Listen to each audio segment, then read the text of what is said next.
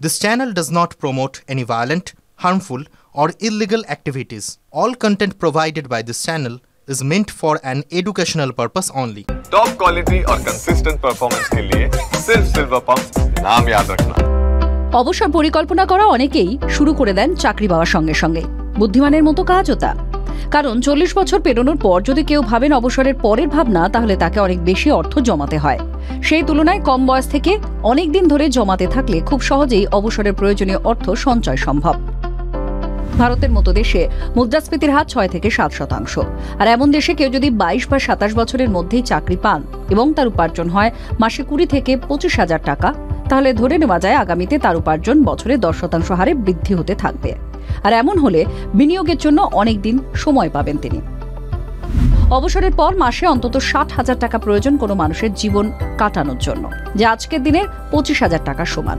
এছাড়াও সময়ের সঙ্গে সঙ্গে মুদ্রাস্ফীতির কারণে খরচ বাড়বে, বয়স হলে বেশ কিছু খরচ লাফিয়ে বাড়েও।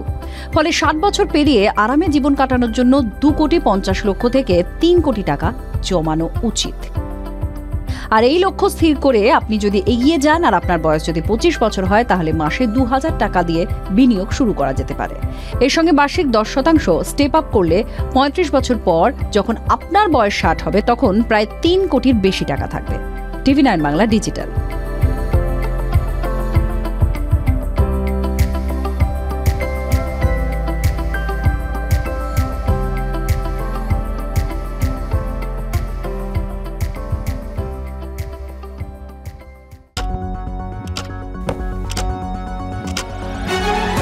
রাজনীতি শুধুই কি রাজার নীতি? রাজা উজিরের চোখে নয়, আপনার আমার চোখে সমাজের ছবি। কঠিন কথা সহজভাবে না